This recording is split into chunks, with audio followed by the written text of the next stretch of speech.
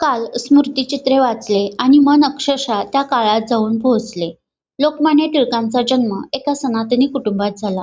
त्या काळात सोवळे ओळे यालाच धर्माचे अंतिम स्वरूप मानले जात असे. वडील अत्यंत कडक आणि रागीट स्वभावाचे, तर आई मायेचा अथांग सागर.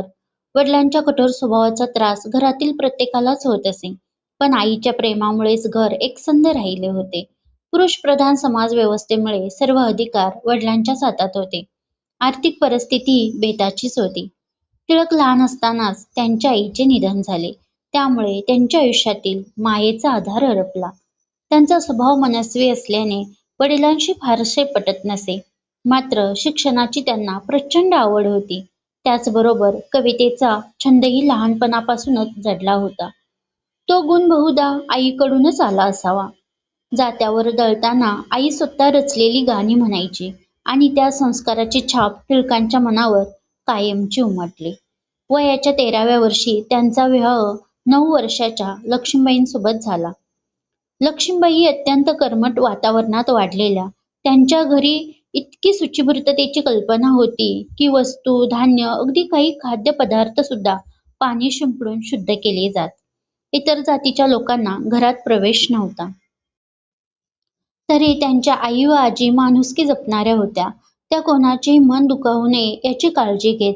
टिळकांच्या घरी आल्यावर सासू नसल्यामुळे लक्ष्मीबाई एकट्या पडल्या. सासरे स्वयंपाक करत आणि लक्ष्मीबाईंनी केलेला कोणताही पदार्थ दिसला तर दररोज चुकांचा भडीमार होत असे.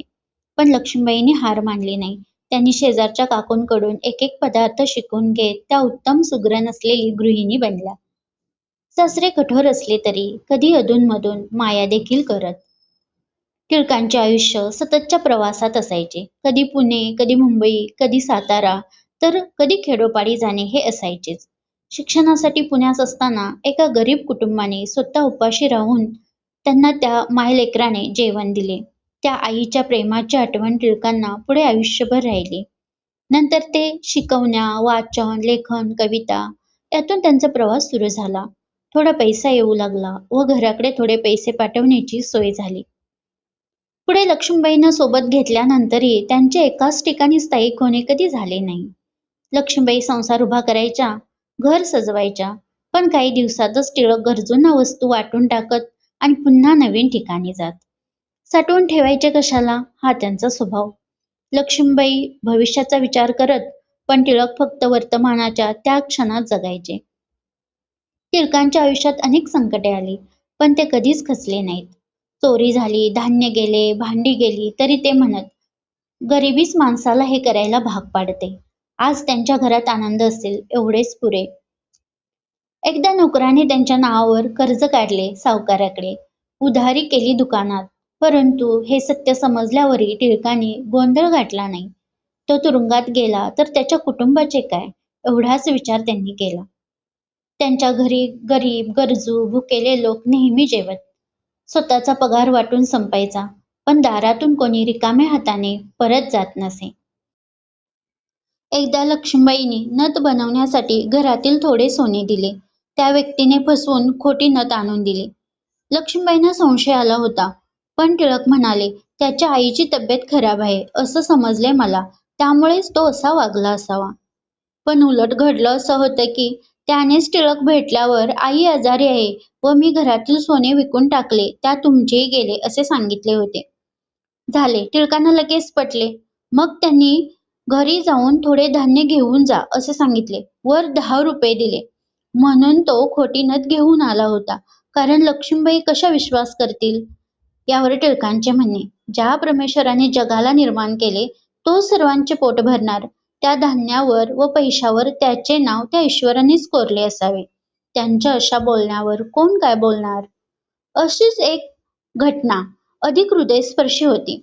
घरात आश्रय दिलेला एक गरीब मुलगा घरातील सदस्य झाला. तो एके दिवशी सगळे बाहेर गेल्यावर त्याने बैलगाडीसह घरातील जवळजवळ सर्व संसार घेऊन पलायन केले. लक्ष्मीबाईंना फार वाईट वाटले, पण टिळक शांतपणे म्हणाले, असू दे ग, जर त्या संसारातून त्याचा संसार उभा राहत असेल तर आपल्या वस्तूंचे भाग्य समज. विकले असेल तर त्याची कोणती तरी गरज असेल व ती पूर्ण होण्यास आपल्या वस्तूंचा उपयोग झाला असेल. असो, जाते ते आपले नसतेच कधी. आजच्या काळात अशा प्रकारची निस्वार्थी दया, क्षमा आणि माणुसकी अविश्वसनीयच वाटते. स्मृतिचित्रे वाचताना जाणवते की त्या काळात रूढी कठोर होत्या, पण माणसांची अंतःकरणे शुद्ध व मने श्रीमंत होती. टिळक व लक्ष्मीबाई यांचे जीवन हे केवळ चरित्र नसून माणूसपणाचा जिवंत धडा आहे. टिळकांच्या आयुष्याबद्दल सांगताना लक्ष्मीबाई आठवणींना उजाळा देतात. त्या सांगतात की टिळकांना कधी राग आला किंवा कोणाशी वाद झाला तर ते त्या भावनांचा निचरा कवितेतून करत. त्यांच्या 2 मुलांचे निधन झाले तेव्हाही त्यांनी आपले दुःख कवितेतून व्यक्त केले. लक्ष्मीबाई एक प्रसंग सांगतात. टिळक त्यांना घेऊन एका ठिकाणी राहायला गेले. तेथे एक वृद्ध आजी राहत होती. टिळक त्यांना आई म्हणत. मग त्या आईने लक्ष्मीबाईंवर सासूप्रमाणे अधिकार गाजवायला आणि छळ करायला सुरुवात केली. लक्ष्मीबाईंनी ही गोष्ट टिळकांना सांगितली. तेव्हा ते म्हणाले, "असू दे गं, वय झालं आहे. तू त्याकडे फार लक्ष देऊ नकोस व मनावरही घेऊ नकोस." असे टिळक समंजस व शांत स्वभावाचेही होते. पुढे टिळकांनी ख्रिस्ती धर्म स्वीकारला आणि समाजात मोठी खळबळ उडाली. त्यावेळी लक्ष्मीबाई माहेरी म्हणजे त्यांचा सांभाळ करणाऱ्या त्यांच्या आत्याच्या घरी होत्या. सर्वत्र चर्चा सुरू झाली. टिळक बाटले. आता त्यांना घरात घेऊ नये आणि लक्ष्मीबाईंना त्यांच्याकडे पाठवू नये. या सर्वाचा लक्ष्मीबाईंवर खोलवर परिणाम झाला. त्यांनी अंथरूण धरले. उपवास, व्रतवैकल्ये आणि देवाला साकडे घालणे सुरू झाले. एकदा तर त्यांनी रामनामाच्या चिठ्ठ्या मारुतीच्या मंदिरात नेऊन संपूर्ण मूर्तीवर ठेवल्या. कधी मारुतीच्या डोक्यावर दगड ठेवून प्रार्थना केली, टिळकांच्या डोक्यात प्रकाश पडावा व ते परत यावेत. परंतु टिळक आपल्या निर्णयावर ठाम होते. त्यांनी धर्म बदलला होता, मात्र देशप्रेम, समाजकार्य, माणुसकी याचा त्यांनी त्याग केला नव्हता. आपल्या धर्मातील काही समाजविघातक रूढी, परंपरा त्यांना मान्य नव्हत्या, म्हणून त्यांनी ख्रिस्ती धर्म स्वीकारला. तरी त्यांनी त्या धर्मातील सुद्धा चुकीच्या गोष्टींचा स्वीकार केला नाही. शेवटपर्यंत ते भजन, गीतावाचन, कीर्तन, देशासाठी भाषणे, समाजजागृती आणि लेखन हे त्यांचे कार्य अखंडपणे करत राहिले.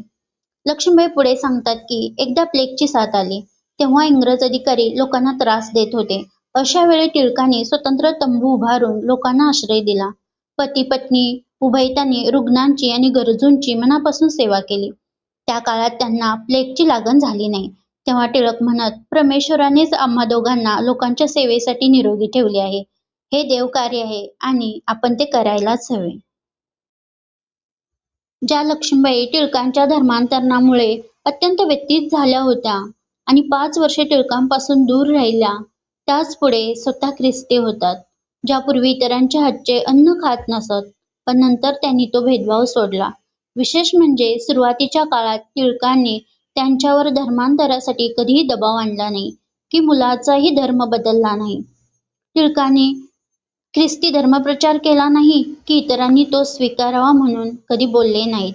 पण त्यांनी चांगले विचार, आचार, माणुसकी, देशप्रेम, देशभक्ती, क्रांती, स्वातंत्र्य आणि जीवनमूल्ये यांचाच प्रचार केला. टिळकांचा मुलगा दत्तू हुशार व कर्तृत्ववान मुलगा होता. तो पुढे शिक्षक झाला. ठोंबरे म्हणजेच आपले बालकवी हे सुद्धा दत्तूसोबतच त्यांच्या घरात वाढले. टिळकांच्या सहवासात त्यांना काव्यप्रतिभा लाभली. बालकवींच्या कवितांची पहिली श्रोता नेहमीच लक्ष्मीबाई असत. त्यांचे घर सतत माणसांनी गजबजलेले असायचे. कोणी ना कोणी तेथे आश्रय घेत असायचे. या संदर्भात लक्ष्मीबाई अत्यंत हृदयस्पर्शी शब्दात म्हणतात, "किती पाखरे आली आणि गेली, पण टिळकांचे पाखरे राखणे कधीच संपले नाही." टिळक अनेक वेळा तुरुंगात गेले, पण त्यांनी देशासाठी जगणे कधीच सोडले नाही. शेवटपर्यंत ते देशासाठी लेखन करत राहिले. न थकता फिरून जनजागृतीची भाषणे देत राहिले. अखेरच्या काळातही त्यांचा उत्साह तसाच होता. आता मात्र शरीर थकले होते. ते म्हणत, "आता जीवन पाखरू उडून जाण्याचे दिवस आले. ते कधीही उडून जाईल. म्हणून जे लिहायचे, बोलायचे आहे ते सर्व लिहितोय. सर्वांना भेटून घेतोय. आता थांबायला, उसंत घ्यायला मला वेळ कोठे आहे." असे कवी, समाजसुधारक, देशभक्त, माणुसकीचा अखंड सागर म्हणजे लोकमान्य टिळक.